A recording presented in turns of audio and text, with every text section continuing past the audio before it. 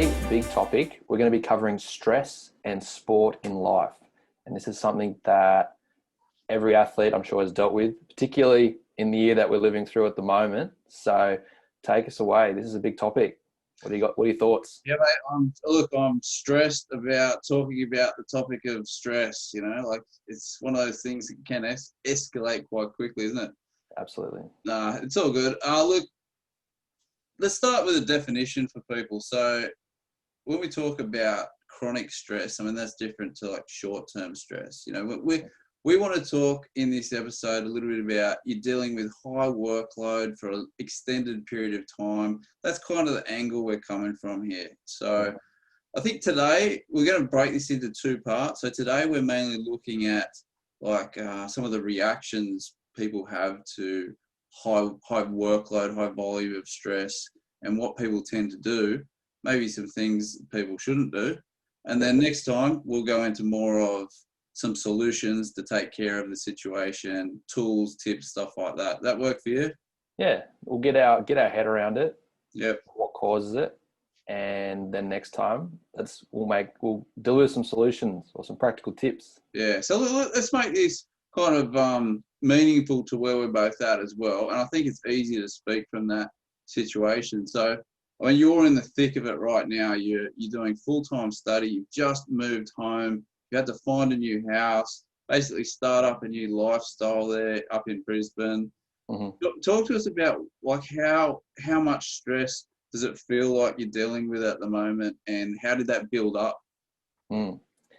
Yeah, so I think, we're going to think about what causes us to be stressed. It's not just that hard jobs or things that are really challenging. It's the combination of those with a short time frame. So if I feel like I've got a lot to do and I don't know if I'm going to have enough time to get it all done, I have this feel like an endless to-do list. It's going to start to create anxiety, start to make me feel stressed. And then also, if we combine that with high consequences, like, I want to do well, could be an important test at school, or maybe it's tryouts for an athletic team I want to get onto. So the consequences are high. I don't feel like I've got enough time, and it's really challenging.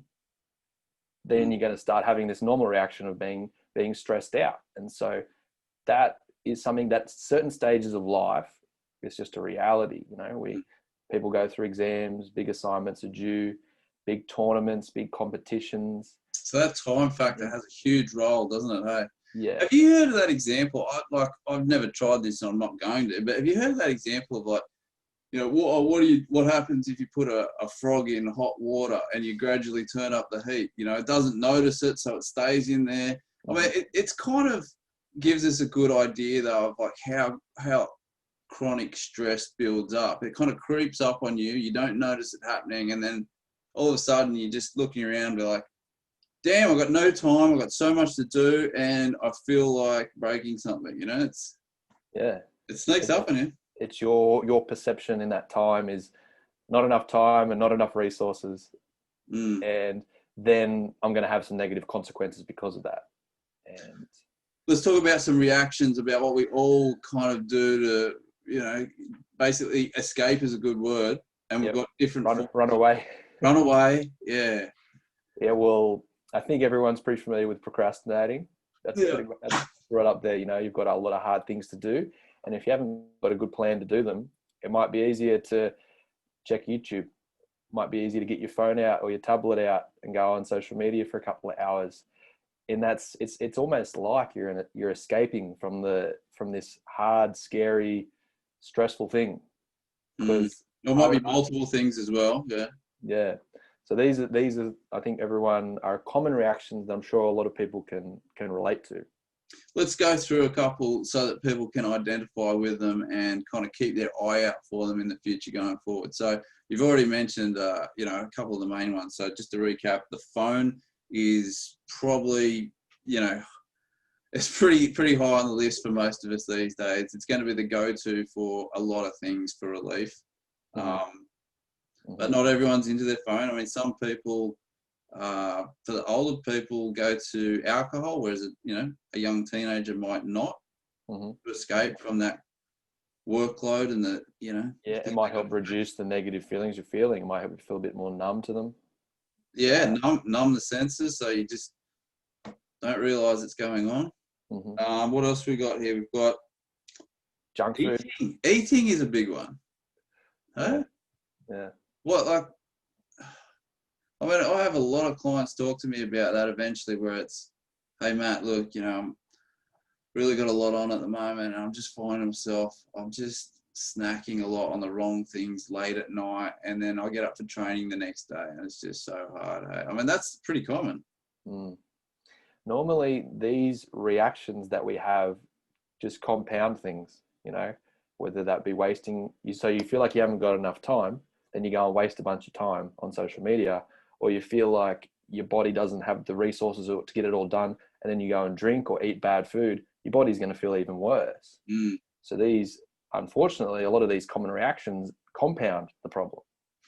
But because that mechanism in our head is so strong of, we want to get out of that uncomfortable feeling and into a comfortable feeling, we're quite willing to do these short-term behaviors because it feels great.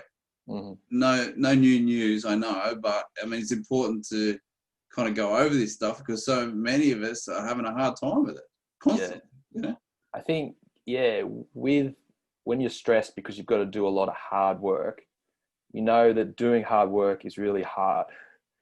And it's really challenging, and you really got to push your mind. And how the human mind evolved is, doesn't like to work hard, because working hard uses up a lot of resources. It wouldn't have been a very good idea back in ancient times to use up all your resources, because you didn't know when your next meal was coming from.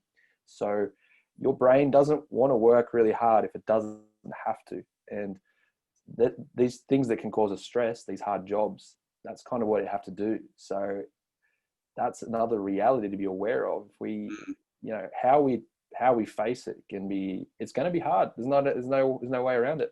Yeah. So look, I'm jumping the gun a bit here, but I think if people are kind of that action orientated people and they're like, God, these guys are waffling on today. Look, one of the places you could probably start today is just identifying your escapisms.